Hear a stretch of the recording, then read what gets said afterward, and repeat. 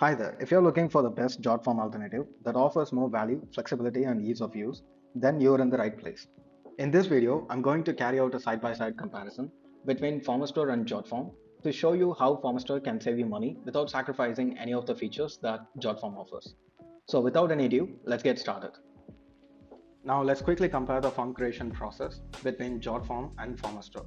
First, we'll see how easy it is to create a form and edit it in Jotform. So I'm in my Jotform account. Let's click on create form.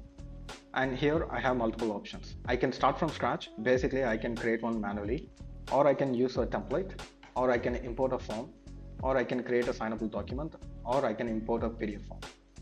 Now let's use start from scratch and let's click classic form. Now let's call this as event registration. And to add fields, click on add elements. And here we have the basic fields such as the name, email, address, phone number. Let's select the name and then email and then the phone number and then a slot to choose the time and then a long text to ask for comments. Now let's see how we can do the same much easier in Formester. So I'm in my Formester account. Let's click on new form. And from here, I have multiple options. I can search for a template, such as registration form, or I can start from scratch, or I can use the AI to generate an event registration form, or I can use the backend only. This is a service which acts as a database, and I can import from Typeform. Let's start from scratch. Let's add a heading, and we'll call it as event registration. Now to add elements, simply click on add elements and here you will find the basic, the personal and date and time, survey, choice and etc. Let's add name, phone, and then a time slot and then a multi-line input to capture comments. Now if you've noticed, Formester offers all these fields in the free plan itself. We have fields to embed images, videos, audios, and even custom scripts. And it also offers free payment integration such as Stripe and PayPal. And it has free spam protection for reCAPTCHA and turnstile. And it also offers free calculation fields, signature fields, file uploads, etc. etc. And you can even use the scheduler field to schedule appointments through Calendly. Now let's see how easy it is to customize the theme of this form, both in Formester and in Jotform. So I'm in Jotform. Let's click on customizing theme. So this will bring up the form designer. Here I can quickly change the color scheme and the style of the form. I can change the form width and etc. And when it comes to theme, I can use these kind of themes over here. And I can also change the layout from a single page form to a card style form. And in Jotform, there is this option called Advanced Designer. This will allow me to add background images and change the form layout, add my logo, and change the font style, and add labels and etc. And you can also add your custom CSS script over here. If you've noticed, this is a bit overwhelming for anyone who's trying to quickly customize the design of their form. Now let's compare this to Formester. So I'm in my Formester account. Now to change the theme of this, all I have to do is head over to the design tab, and under theme, we have pre-built themes. So let's change it to this. And we can add our logo over here. Simply drag and drop your logo. And I can change the font style to be, let's say, Poppins. And I can adjust the font width and also the font width. Now let's quickly compare the form settings between Jotform and Formester. Now let's go to settings in Jotform. And here on the left side, I can see emails, conditions, thank you pages, integrations, and workflows. Now, once I click on emails, this is the self-responder. Basically, whenever a form submission occurs, this particular email will get notified. And we also have this thing called autoresponder, which will send an automated response to the respondent of that form. And here you can customize the body of this email. Now let's compare this email autoresponder to Formester.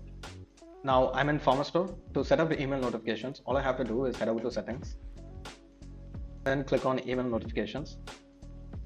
And here you can enter in your email and decide your name and click on add email.